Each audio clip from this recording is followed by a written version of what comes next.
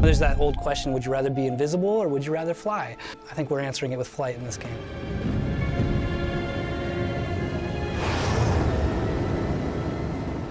Dark Void was something that kind of organically fell into place. In the beginning, when we were initially talking with Capcom, we had, we had a guy with a grappling hook.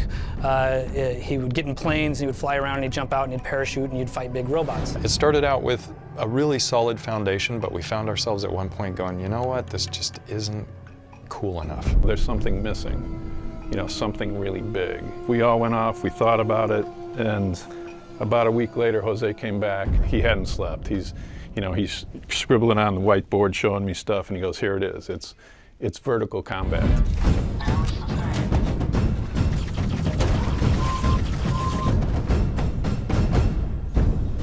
On a horizontal surface, I'm in cover, and if I stand up and get off that cover, I'm standing up and I can run around it.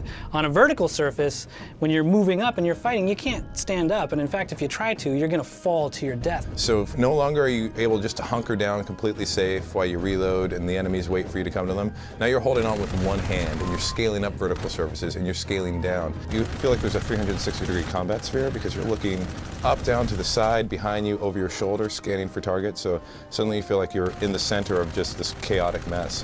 Vertical combat started to stretch the whole project into ways that we never anticipated. The rocket pack followed afterwards. We did redesigns of the environment from scratch to support it all. It all fell into place when we got those new ideas.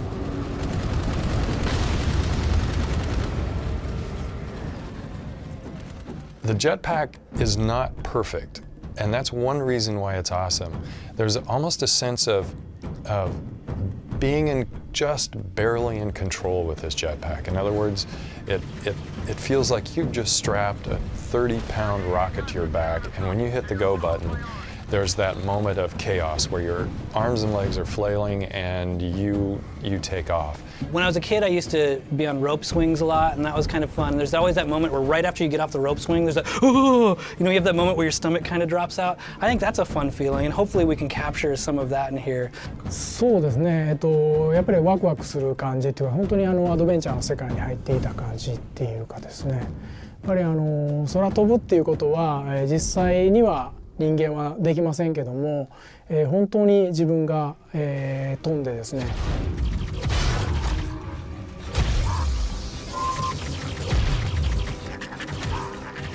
If you've played some of the previous games that a lot of people at Airtight have worked on, like Crimson Skies, you have a really good idea for what our flight mechanics are going to be like, and that's accessible, a little arcadey. When you hit that button, you take off. We want it to feel like, okay, cool, I get it, I know how to fly this thing.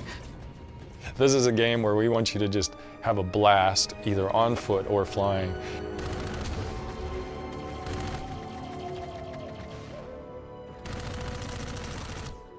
そうですね、やっぱり敵からいろんなものを奪ってですね、で自分が飛べるようになってっていう、だから成長とですね、それと、自分の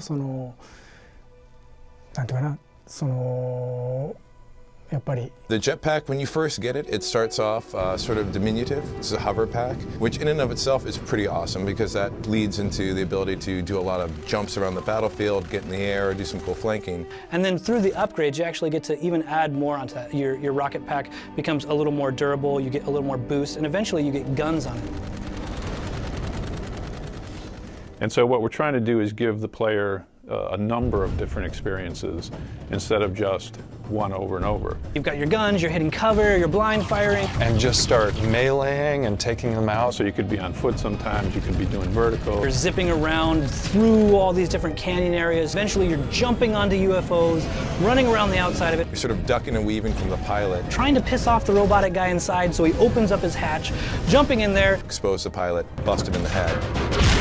And then you're taking over that UFO and in a very kind of Crimson Skies-esque way, using that UFO to blow up all of these other vehicles. And suddenly I'm going, holy crap. It's definitely visceral, and any way you look at it, it's way more fun to shoot someone in the head at point blank than it is to sort of whittle away from long range. So it's nice to bring ground combat into the air in that way.